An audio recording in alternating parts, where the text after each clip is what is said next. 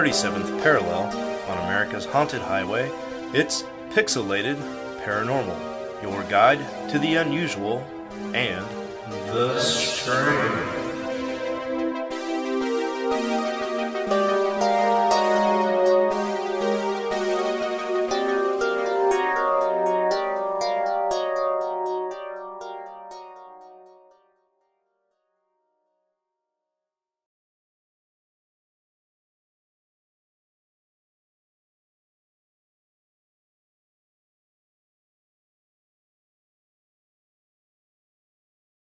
What's up, everybody? Welcome to possibly the least energetic episode of Pixelated Paranormal. We've done it a long time. I, of course, am Shawn. I am just completely dead-ass tired. With me, as always, is Preston, a bundle of energy himself. Oh, fuck ever, dude. Fuck you. I'm running on like 4 hours of sleep, and I've been sick with the same fucking corona cousin kissing licking something flu virus that's the doctor's like, just stop being a pussy about it. You'll get over in about 10 days. Well, you fucking liar. It's been 14 days and I still can't breathe out my goddamn nose. So Has it been obviously, 14? I think it's just been a week, hadn't it? Because no, it's been 14. Oh, wow. I Damn, just dude. I just started throwing up mucus and stuff last Monday. Oh, okay. Yeah, it's progressively just getting worse. So Damn. fuck it. I'm here. You're here. Lazarus is Yeah. here. Gang's all here. Fuck, there's three of us. Fuck it.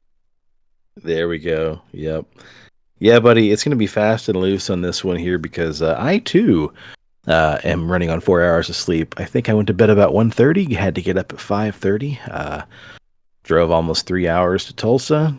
Sat through a 7-hour lecture and then drove almost 3 hours back home. So Man, I am mushy in the brain. I had it set up because my work today we had inventory, but I had to take my fucking son to school, which means to be able to get to on work on time before they start Mhm. counting. I had to get up at like 6 a.m. and I'm a night owl, so my brain doesn't shut down till like 1 or 2. And Mhm. last night it was like midnight, and I'm like, all right, I'm going to bed. I'm gonna do this. I'm gonna be an adult. I'm gonna get rested. I gotta get up. Yeah. I gotta put on fancy clothes. I gotta put on some smell good stuff. Gotta brush my beard down. I gotta look professional. And 15 disturbing facts you never knew about ancient Egyptians and their health practices. And I'm like, fuck, 15? Well, shit, let's go ahead and watch this. And then I'm like, wait a minute. You're telling me that the Bible has lied to me the whole entire time, saying that they were the first people to circumcise themselves? Egyptians Wow. been doing that shit because, out in the desert, so like swamp ass and hot. And so they're like, and sand gets up in your dick skin. So they got to like cut it out so that you're healthy. Yikes. And I'm just like, fuck, I learned shit that I didn't even know. And then all of a sudden it was like 2:40 in the morning. And I'm like, uh-oh. Oopsie I should daisies. go to bed. Yep, we went out last night and watched the Gaslight Anthem do a show here in Wichita, which was a fucking awesome concert. And then I got home and thought, why not watch the Son of Frankenstein? It's only an hour and 40 minutes long, and then my puppy wanted to eat at like 1:30 at night. Anyway, Lazarus said he didn't show up here to watch Sissy Whiny Hour, so we won't waste any more time. Yeah. We promised monsters on this episode. That's not happening. But I we'll talk about some cool stuff anyway. Yeah. So I don't know if this is gonna work or not. So you should probably mute your microphone and make sure that you're watching on YouTube. And if you can hear the audio, give me the thumbs up. So we're always making fun of Rick Dyer and like his fake Uh-huh. Bigfoot bullshit. I want you to watch this video and see if you can spot the fakeness.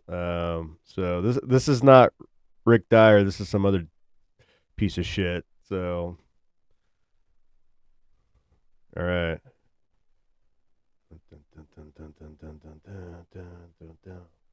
Uh-oh.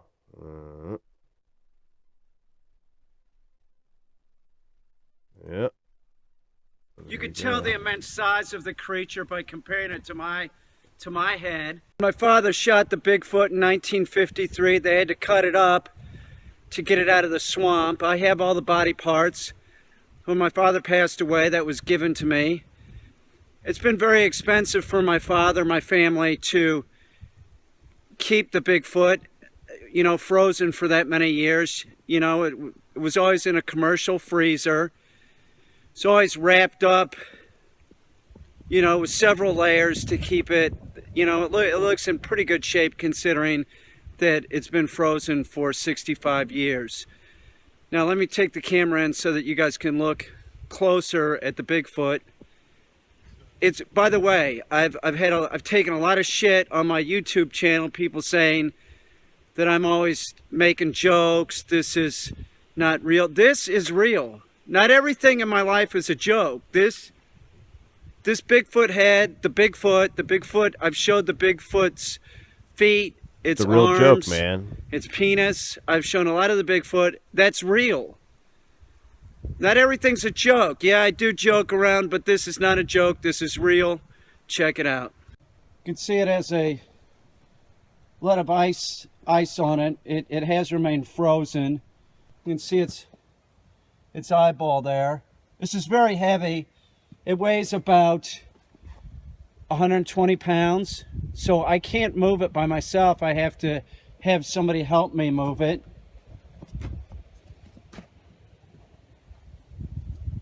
There's a lot of debris still frozen in it. I have somebody here to help me move it so that we can see the other side.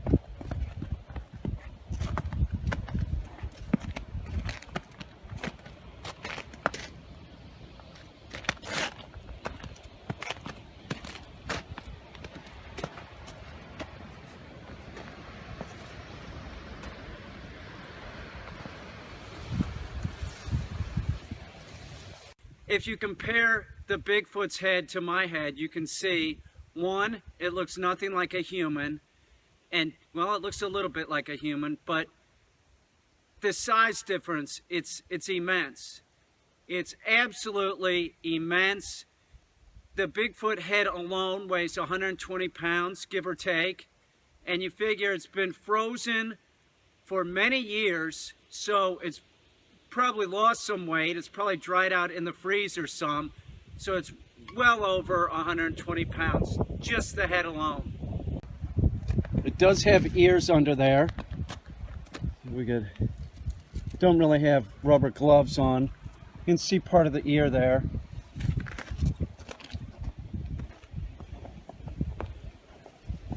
You'd see its eye on this side is very dehydrated and sunken in. The mouth is very strange. It's almost has like a death grin. Here you can see the other side of the face now. It's an absolutely gigantic. It weighs so much. It's so heavy. It weighs, you know, like I said, it's about 120 pounds. I can't lift it by myself. My neighbor here helping me.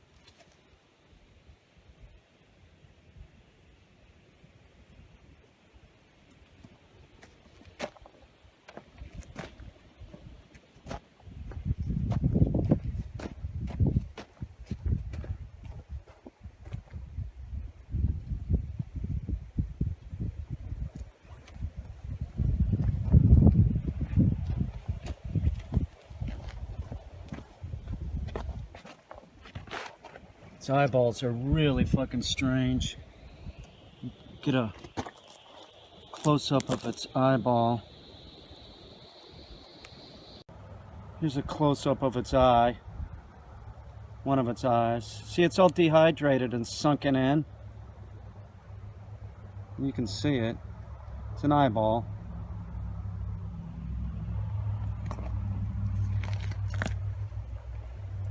It's like a death grin. This Bigfoot has always been part of my family. And just so everybody knows, it will be in the museum, the Bigfoot Museum of North America. There's also going to be a theme park associated with the Bigfoot Museum. It's going to be a Sasquatch and Bigfoot, theme park. That's what the rides are going to center around, is Bigfoot and Sasquatch. And we're looking at 2020 for opening of the museum, and the theme park will come later. But this Sasquatch, this Bigfoot, is not for sale. It's always been part of my family. It broke my parents up. My dad, I've told this story, brought the head in on a platter during Thanksgiving and ruined Thanksgiving and just kind of destroyed my parents' marriage. My mom was grossed out by it. She didn't want to look at it. She said it looked too human-like. She thought it was macabre. It's always been a part of my family, and I, to say I love it, well, I don't love it. I'll show the Bigfoot head again, and I'll show more of the Bigfoot, and I'll show the entire Bigfoot if people leave me alone. If you bother me, I'm not going to show it.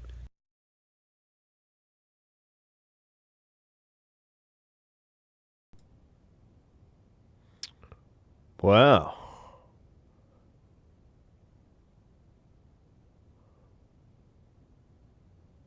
Bloop. Are you still watching it on your side? Because it's buffering. You can unmute yourself there, buddy. It's okay. Oh, cool. I don't know what's up with our fucking internet tonight, because it is like way behind on the. Kind of a weird lag, isn't it? Yeah. What I don't think it sounded good up until you linked up the video or hit play on the video. Then I think they just kind of lagged it out.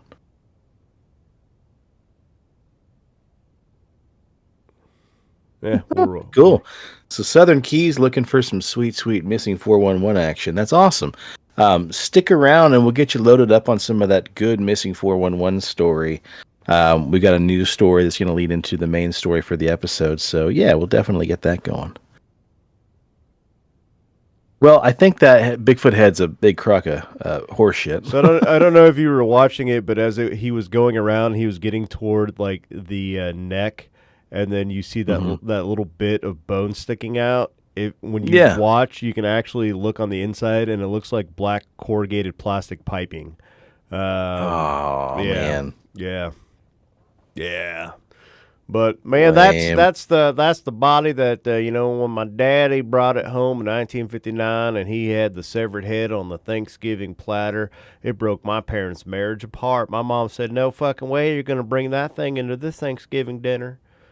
And then my daddy was like, "It was a goddamn Bigfoot head. We're gonna fucking carve it up and eat it, sister." Oh shit, man. But A for effort. A for effort. That's what I say. Well, before we kick off the rest of the news, I want to drop a couple recommendations here. First of all, anybody who has Hulu, check out this new movie that dropped called No One Will Save You. It's an alien abduction film or alien invasion film. Pretty fucking fun. I really enjoyed it. Preston, have you watched it yet? No. I still haven't watched Horse Girl yet. Oh, damn. Also on Netflix, check out Horse Girl, another phenomenal film. Also, Shayla just showed me this show hours before we recorded. There's a new 4-part docuseries called Encounters on Netflix. And it's a series that explores, mass UFO sightings over the last 50 years. First episode covers the Stevensville, Texas UFO sighting from back in 2008. I won't ruin much, but basically it's a case of like over 300 different residents in this area of Texas all witnessed a series of UFOs up in the sky over the course of several days. This town, which pretty much wasn't on the map for anything other than being like the world capital of milk production, found itself in headlines across the U.S. for having a bunch of UFO sightings. So pretty awesome. Apparently one of the crafts was the size of a Walmart, they said. What? I don't Yeah. I don't believe that. Well, first up in the news, a Pennsylvania man has struck out in his attempt to bring his emotional support animal to the Philadelphia Phillies baseball game. because his emotional support animal was an alligator. Joey Henney went to the Citizens Bank Park on Wednesday, hoping to see the Phillies beat Pittsburgh Pirates, but he wasn't alone. Along with him was Wally Gator, his 5-foot-long alligator that Henney adopted back in 2015 and has since made into a popular animal on Instagram and TikTok. Henney and Wally hooked up after a friend of Henney's in Florida asked if he would help relocate a group of alligators whose homes were destroyed because of land development. Since then, Henney took Wally into his York County home, and they've been a happy pair ever since. Well, I'll be damned. Yeah, apparently you can't take alligators on leashes into baseball games, and I don't disagree with that because as much as you want to believe it, I still can't look at an alligator and imagine that it's not trying to bite my damn head off. You just gotta believe. It's all about the love that you give it. You know, if you give it love, it won't bite your fucking head off. That's very true. That's very true. Well, up next, scientists have finally determined why wild boars in Germany are still showing high signs of radioactivity ever since Chernobyl. And as we know with Chernobyl, the explosion, cesium-137 should typically have a half-life of like 30 years or something like that. Well, basically there's a boatload of wild boars that are still showing abnormally high levels of radiation, and they can't figure out why they, among the rest of the flora and fauna, still have such high amounts of radiation. Well, this has to do with the diets of these wild boars. Now, of course, we all know Chernobyl was one of the worst man-made disasters occurring since 1986, with high levels of radiation just littering the area and, of course, everything downstream. Well, the mystery may be solved as to why these boars are still so highly radioactive, and the answer is something as simple as truffles. A large area of Europe, including Bavaria and southwestern Germany, was affected by nuclear fallout after the Ukrainian power plant exploded almost 40 years ago. Elements from the reactor, such as cesium-137, can survive for decades, and it doesn't hit its half-life for approximately 30 years. That may seem like a long time, but don't forget, cesium-135 has a half-life of 2.3 million years. Anyway, Chernobyl-related contaminants in a variety of species have dropped in Bavarian forests over the past 6 decades. Scientists, however, have not seen a decrease in radioactivity levels in boars.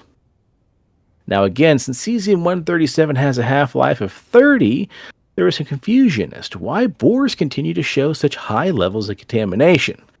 Well, now there's even a new term for this phenomenon called the wild boar paradox. To determine the reason for this paradox, scientists have examined the bodies of 48 different wild boars in 11 Bavarian districts from the 2-year span of 2019 into early 2021. Blah, blah, blah, blah, blah. During the testing, radioactivity from Chernobyl led to the buildup of contaminants and fungi, including deer truffles. That's a special diet of boar. So apparently, it's not necessarily the fungi that's, this radioactive, but just the dirt in the area is still so toxic that it's growing out wild mushrooms, causing your boars to damn near glow in the dark. Researchers have used samples of the soil from Chernobyl and Fukushima in addition to human lung tissue from the 1960s, from 1960s Austria. They compare them to the isotopic fingerprint on the boar meat, and the lung tissue showed signs of contamination from the Cold War nuclear weapons testing. The weapons were not detonated at the study site, indicating that fallout from the nuclear test traveled all the way into the atmosphere. Holy shit, Preston, it's like Fallout 76, buddy. Yeah. All right, how's the audio sounding? Are we back on the audio? Are you still cutting out? Or are we? No, I think we're good. Think we're good? Okay, sweet, man. Good. No. Cool. Give me just a second here. I'm just going to dive into the old chat real fast, see what's going down in the club. Everybody's like, I can't believe that Bigfoot dick was so big. Oh. Hey, what's up, Drock? How you doing, man? Good to see you. Sweet action. Okay, cool. Well, we don't want to leave the Southern Key wondering what the hell we do on this podcast. So let's get into the missing 411 stuff, shall we? We deliver what's promised, just not right away. You know, It's not always a straight path we travel. yeah. Okay, first up, last news story. We beat around that Bigfoot bush. In Faithorn, Michigan, a 2-year-old girl who walked away from her home in Michigan's Upper Peninsula alongside 2 family dogs was recently found in the woods just hours later, sleeping on one of the smaller dogs like a furry pillow. Police said that she laid down and used one of the dogs as a pillow, and the other dog laid next to her to keep her safe and warm. It's truly a remarkable story. Troopers used drones and police dogs in the search, while local police and citizens from both Michigan and the adjacent Wisconsin helped look for the girl in the remote wooded area after she had disappeared.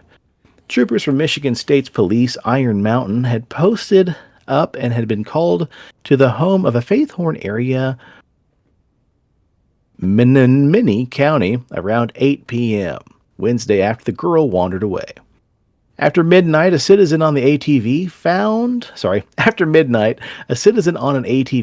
the girl about 3 miles away from her home, otherwise safe. She was checked out by medical personnel and found to be in good health. Faithorn is an unincorporated village located just east of Wisconsin on the state line. So thank goodness for her puppies. But that's kind of wild, man. I wonder how long it took this little girl to walk 3 miles. I imagine I could probably boost 3 miles in about half an hour. But, yeah, thank goodness for those puppers, huh? It's a heartwarming story. It is a heartwarming story. I feel touched. Just to balance things out, let me just break everybody's heart. Our main story tonight, delving into the realm of Missing 411, comes from WBIR, channel10news.com. This, of course, is a story of Dennis Martin, a case that captivated the nation. It's been the biggest national park search and rescue operation of all time, and yet still nobody knows what happened to Dennis. In Great Smoky Mountains National Park, one of the most mysterious missing child cases that's happened in Tennessee is still unsolved after 54 years later. Dennis Lloyd Martin, 6 years old, almost 7, vanished in the Great Smoky Mountains National Park. Some people figured he was kidnapped, others reckoned he got lost and disoriented in the woods, but a few select others imagine a fate possibly far worse. To this day, though, nobody knows what truly happened. A few months ago, the Federal Bureau of Investigation publicly released Dennis Lloyd Martin's case file from the vault. It includes a 133-page document. The FBI held these files for decades. They were released due to relentless, persistent Freedom of Information Act requests placed by investigator and author Michael Bouchard. Now, Bouchard said that the FBI denied his Freedom of Information request 3 times before finally releasing the information to the public back in 2022. The FBI documentation provides new details into the mystery of the case. The whole story starts in the summer of 1969 in Spencefield, back on June 14th.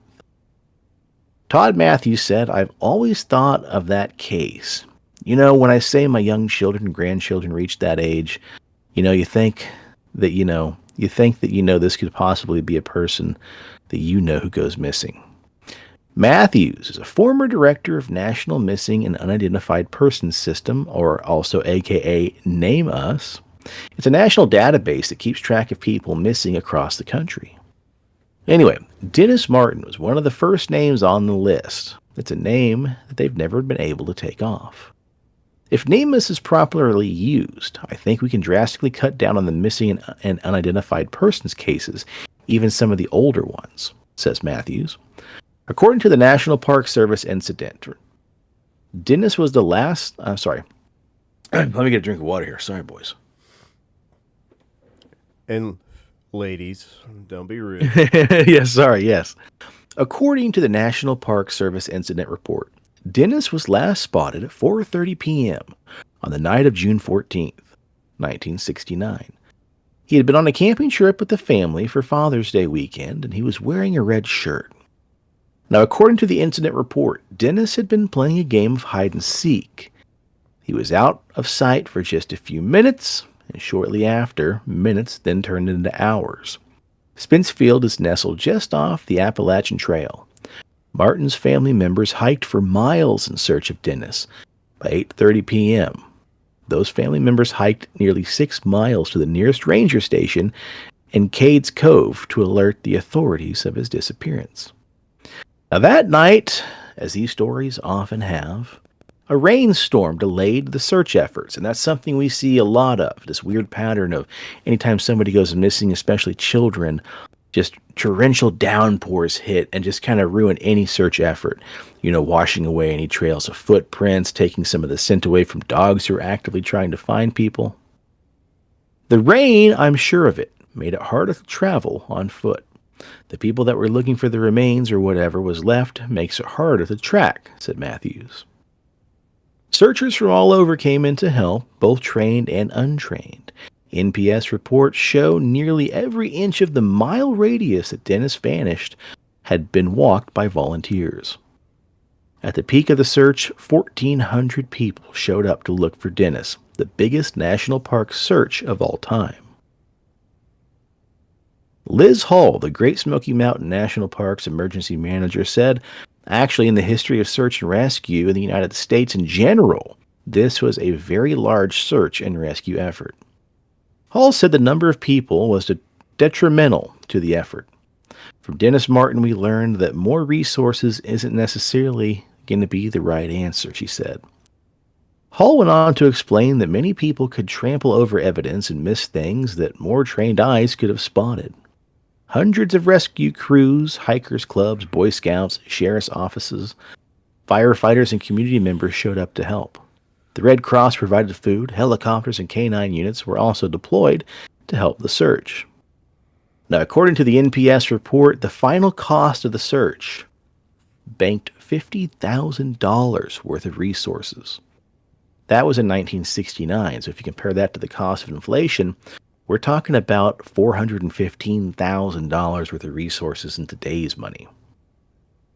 By June 25th, 11 days after the disappearance, the case expanded nationwide. Bouchard shared the documents obtained by his Freedom of Information Act request through the FBI, and he says, I have a letter that one of the Martin family members sent to Richard Nixon. That's how big we're talking. This wasn't just like some small case. This was a nationwide case. But that's not the only act. The FBI holds dozens of letters exchanged between the Martin family and other representatives pleading for federal help. Now, the Martin family insisted the FBI step in to help with investigators. But strangely enough, the FBI said in the reports it only steps in if there is proof of foul play. Now, meanwhile, a number of rumors began to make the rounds as the days ticked by with no real evidence of what happened to Martin.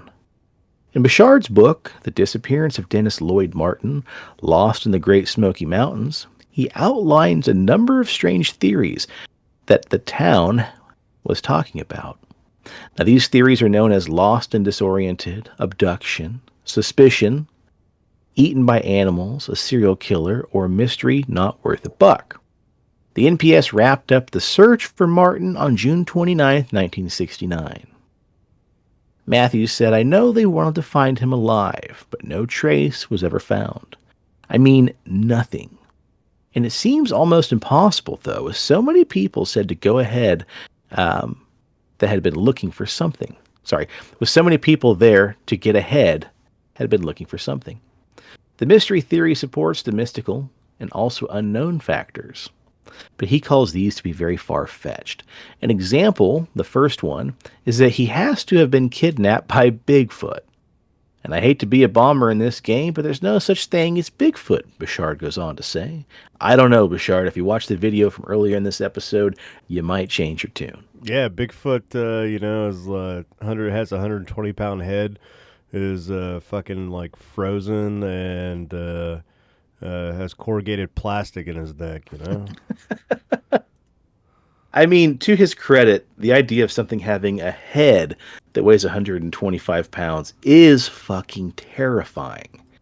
And I don't even think that would kidnap a kid. It would just probably eat it in one foul swoop, just one big old chomp and bite. So, there is that ongoing theory with 411 that if you look back at some of the earlier cases where you have eyewitness accounts of seeing the victim being taken away, that they were abducted by like a Bigfoot-like creature, and there's this idea that Bigfoot needs like the breeding population is not that good, and so like when you get an island, like a small island of people, so let's go back like where is it, like over by the Philippines where they found the Hobbit, and they get into the caves, and basically every subsequent generation of these bones that they end up digging up, like later on down the line, you start to see this degradation in DNA, and they start to get more, malformed, and they start to have more issues, and then all of a sudden they just kind of go extinct. And so this idea that, hey, there's not a lot of Bigfoots out there, and they got to get some good DNA back into the system, because there are a bunch of cousin, sister, brother lovers going on, and Bigfoot's getting bigger foreheads and a lower IQ, so we got to add some good DNA. So they're stealing people and forcing them to mate with the tribe so they can get good DNA back in the stock. So very similar to the idea of the aliens and the hybrid experiments and stuff like that, hybrid programs. Yeah, man. Huh. It's kind of like we're just these little like walking petri dishes that are just good for like one thing, and that's repopulation. Bigfoot, like, you can just imagine, like, you or I, because there was reports of this guy up in the wilderness, right? He's like in his 40s, and he's like this experienced hunter, and like the Bigfoot comes in the middle of the night and like rips into his tent, throws this guy over his back, and so he's like, well, I figured since it seemed like it was a bear and it smelled bad, the best thing to do was go ahead and play dead for a little bit, and I just let it carry me. And about a day and a half later, it dropped me off in the clearing, and there was, I don't know, it was 2 naked female Bigfoots, and I got the impression that he was just like, my name's Buck, and I'm here to fuck, and I was just like, I don't know. I don't know if I want to stick my dick in that or not, but I also didn't want to die, so I was like, well, when in Rome... what else am I going to do? Might as well be the meat between these 2 big old pieces of bread, huh? I mean, like you said, when in Rome. When in Rome. So Bouchard doesn't like the idea of a big old Bigfoot carrying away Martin, and that's fine. He also said the serial killer theory was a common rumor. However, the FBI files proved this wasn't a viable theory, because there's only one serial killer that was active in that time, but it was actually shortly after the disappearance of Martin. But I don't know. I mean, maybe that was a test run. We don't know. He goes on to say that taken by animals, that's the most likely causation of the disappearance. It's a semi-plausible thing, but, maybe not really, because if something really big would have to have taken him, there could have been some kind of proof. So the FBI's records from the vault show a man at the search quickly becoming suspicious. That's where the suspicious man theory is born. If you look at everything, the suspicious man even in the U.S. Coast Guard, the search and rescue guide under FBI and NPS reports, they have this suspicious man. That's just redundant as all hell. Holy shit. Bouchard said that he reached out directly to the man identified as quote-unquote the suspicious man, but couldn't get a hold of him. Since information is redacted from the FBI file reports, it's not easy to figure out his true name. The FBI replied that they discreetly established that this was a man who had not been present in the park on the day of the disappearance, thus laying this theory to rest as well. So the public's minds go elsewhere, Bouchard said, to the 2 most plausible theories: abduction, or simply that he was lost in the mountains. Being one of the most massive park searches ever, there was a lot of people that said they're not finding anything, which makes me almost like, was he ever even really there, says Matthews. If Dennis had been abducted, the National Center for Missing and Exploited Children would release an age progression photo later that would show Dennis to look about 50 years older. It's important to realize that this is not a portrait, this is just an approximation. But Bouchard believes abduction is most likely the causation. He said there's not enough evidence to prove that there was ever an abduction, but he just wasn't there. The FBI agrees with him, and reports from 1969 said there have been absolutely nothing to indicate this had ever occurred. Could this have actually been faked? In fact, the FBI repeatedly refused to get involved due to the lack of evidence of foul play at all. They said if you look at the woods, especially in that area, you could disappear within a couple of footsteps and never be found. The thickness of the GSMNP is not changed in the last 55 years, but the methods of search and rescue have. The Dennis Martin case has changed everything prior to Dennis Martin, and we weren't familiar with really regimented searches and rescue practices in the time that he disappeared. So now we go out into the woods. So we went out into the woods and did our best to look for him, the best we could, but didn't actually have a pragmatic and systematic way of addressing where he may have been. Based on a course called the last person behavior, we identified the areas based on activity that they were engaged in that the person might be located in as well. With all this information, they hope to prevent something like Dennis Martin's case from ever happening again, but thus far, to this day, there's still no leads on what exactly happened to him on that fateful day. So, Preston, what do you think about all this, man? Do you think it's more than likely that he was abducted, way back in the late 60s by some kind of pervert? Do you think he just fell down, hit his head, disappeared in a hole? What do you think, man? So my biggest issue with the missing 411 phenomenon is that I think there's multiple things going on, because not some of the cases have similarities and some of the cases don't. So you look at some of the cases where so you go to like pick up the trail and they bring out dogs and they try to find the scent, and then in one case the scent's picked up 5 miles, 10 miles outside of a normal travel radius for a small child or whatever it is. And then there's this methodical stacking of the clothes where you find the child's body.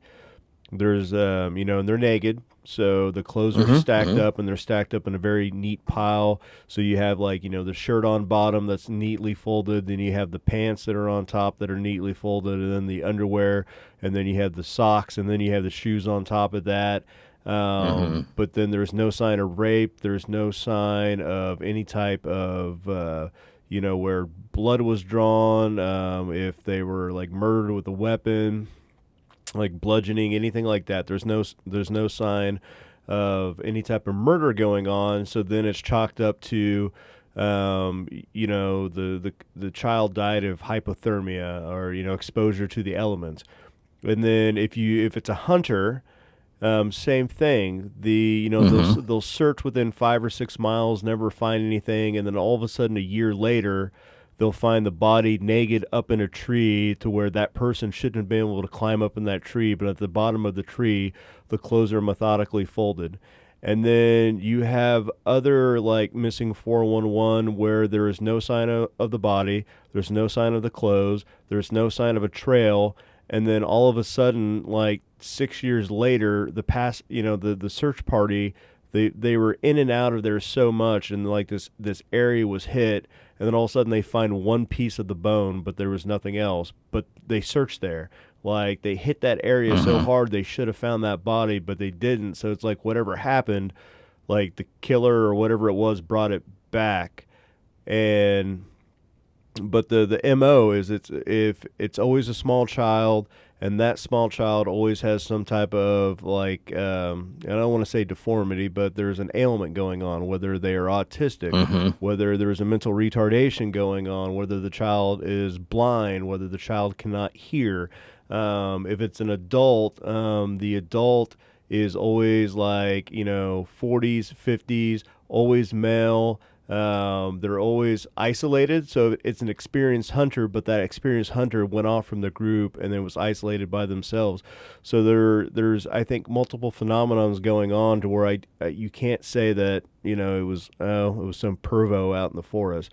If it was some pervo out in the forest, then why how was the scent from the dogs misled like that? How could that child get so far out of what they say is possible for a child to walk How can they? Yeah. How can an adult male who weighs 190 pounds be carried up a 500 foot tall tree or whatever it is?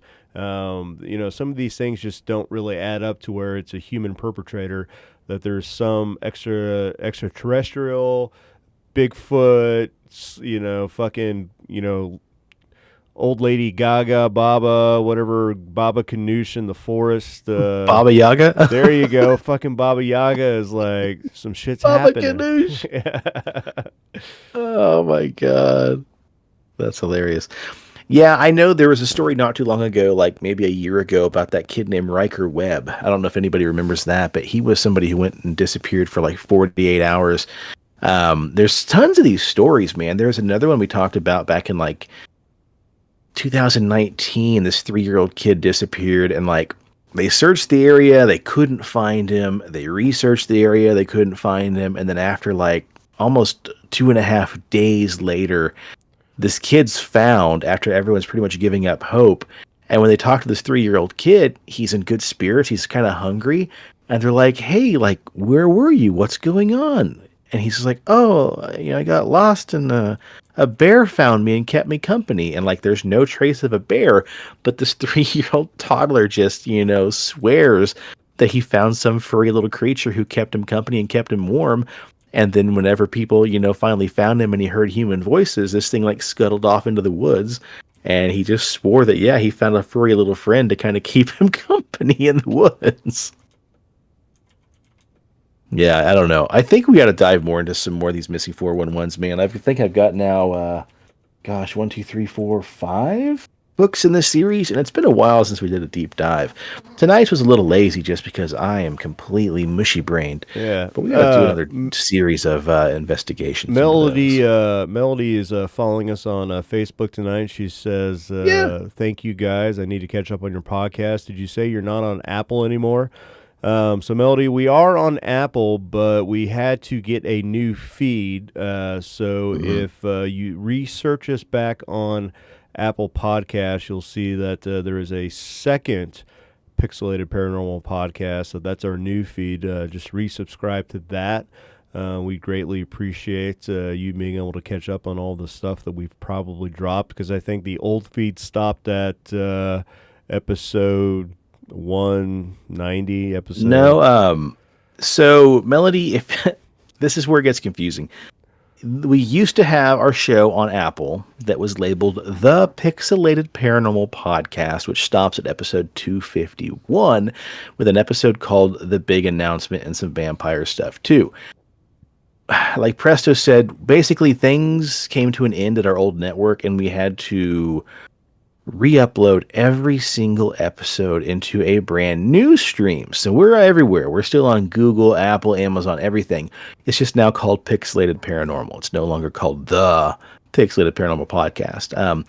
If you jump on there, the most recent episode is going to be called Slow News Day September. And then, of course, tonight's episode will be on there too. But yeah, we're up to like 296 episodes. With all the specials we've uploaded, we're clear over like 300 episodes now. So yeah, jump on there and give us a follow. I might even post a link to that new Apple thread on Facebook. That's kind of lazy on our part. But we'll get back on there. But yeah, we started doing some Facebook Live stuff because Preston is way smarter than I am and got all that figured out. And thrilling stuff. We're still at it, though. 8 years strong now. And Dobbs, you peach, you shut your mouth. Good stuff. We still love Good you, stuff. buddy. All right, guys. Well, we got to call this one now because I'm about to fall asleep. I almost fell asleep driving home, actually. Aww. But we want to thank everybody, as always, for jumping on. And I think Presto and I should be well rested and caught up with work stuff by next week. So we'll make it up to you guys. We'll have some bigger episodes and some real spooky shit. This will be the last episode of September. So, I mean, shit, we're in October season, y'all. We're going to go with monsters and aliens and ghosts and everything else. But I don't want to spoil it, but I might actually have a Halloween surprise because my brother-in-law texted the wife and I the other day and was like, what are you guys doing in October? And I'm like, I don't know. what are you doing? And he's, crashing our anniversary plans, and we're going to meet up and do something fun overnight in Texas. That's all I'm going to say. Use your imagination. It's October, and it's going to be overnight. So you can put 2 and 5 together and get, 12. Meth. Yeah. Yeah, that sounds fun. Yeah. Man, I still got to go through the findings and the audio that we got from when Dobbs and I and Shayla and Hillary spent the night at that haunted house up there in, where was that? Iowa? Just right above Nebraska. We spent the night in one of those little mansions. And I got one thing out of the entire night, but I bet Dobbs has some pretty cool stuff, hopefully. Fingers crossed. But anyway, we want to thank everybody for joining us and watching along. Melody, thanks for checking in as well. We appreciate you. If you guys have anything you want to send us, we're coming up on our big 300th official episode at the end of October. We'd love to do some more listener stories. I think we got about 4 or 5 already sitting in the chamber. And also, I'll post up for some Q&A. We like to do some Ask Us Anything Q&A questions, too. So if you guys got any Q&A questions you want to ask us, fire away. Let us know. Nothing's off limits. We'll answer all the questions. But if you want to send us in an unless you email, ask us who likes to be on top or bottom, and we're going to leave that up to the imagination, because we don't kiss and tell. we will answer your question with another question. If you want to send us in an email, you can do so to pixelatedparanormal@gmail.com. If you want to give us a voicemail, you can do that to our Google Voice, 913-662-3144. You can shoot us a DM. You can slide up into our PMs, whatever you'd like to do. Just make sure you tell us if you want to remain anonymous. Just tell us in the beginning, hey, don't use my name, or you can use a fake name or whatever. It doesn't bother us. I mean, we just want to share some stories. We like all the spooky shit, and October is the perfect time for it.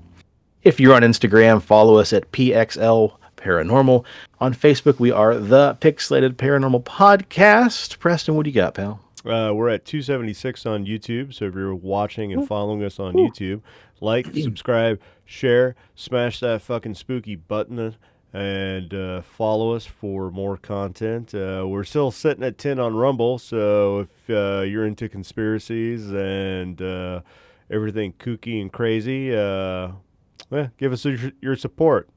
Like and subscribe and smash that crazy conspiracy button over on Rumble. And if you're the, I don't know, one odd person that's listening to podcasts on the Kick platform, we have only one follower on Kick. So why don't you go ahead and I will let you in on the little secret of the theme here. Like, subscribe, and smash that goddamn button. Real quick before I get to our sweet baby cake Alan, Beth in HR, it's her birthday today. I'm not going to tell you how old she is. She might kill me. But Beth, happy birthday. Yeah, happy birthday, Beth. Yeah. And then good stuff. Yep. If look, if you go back to the earlier part of this episode and you clicked and you're watching that video on that decapitated Bigfoot head, and you're like, man, that thing looks nasty. That thing looks a little decrepit. That thing weighs 120 pounds. How is that possible? Well, I'll tell you why that's possible. Because that stupid decapitated Bigfoot head, that scuzzy looking man-made thing that it's got going on, it's got dirt, it's got shit, it doesn't probably smell good, it probably smells like death. You know what? If that decapitated Bigfoot head would have went over to BigDobsBeardBomb.com and used promo code PXLPARA for 20% off its order, and probably got some scents like Bay Rum, Freshest Scent, Mint, Classic. I'm thinking like that Bigfoot head probably should have rocked Mint or Classic, maybe a little bit of sweet tobacco. You know what? People wouldn't be questioning that it's a fake Bigfoot head with a incredibly small childlike penis. It might be like, that's a man right there. That's a man that smells good. That's a man that I would like to run my fingers through its beard. So get it all and get it at Dobbs and use promo code PXLPARA for 20% off your order. Again, get it all. Get it at Dobbs. BigDobbsBeardBomb.com, baby. Man, what was a supersized promo? Yeah. Hell yeah. Well, guys, thanks so much for listening. If you're in the Wichita area, please stop by, see our dear friend Leslie and the rest of the gang at Wichita CD Trade Post, Pawnee and Seneca. If you're looking for some delicious little munchies, check out the Paranormal Experience food truck or paranormal.cafe. Stop by and see our friends over there. And with that, I'm going to raise this highball glass of water and say cheers to the weird shit in the world and those of us that love to talk about it. Stay spooky and stay on the paranormal highway. The cast at Pixelated Paranormal would like to thank you for listening to this week's episode. Pixelated Paranormal is here to tell you tales of the fantastical, the strange, the unknown. Tales that will move you a little further down the paranormal highway. If you'd like to share your own listener story, we would love to hear it. Email us at pixelatedparanormal@gmail.com. Again, that's pixelatedparanormal@gmail.com. We'd really love to hear from you. Again, thanks for listening to this week's episode of Pixelated Paranormal, your guide to the unusual and the strange.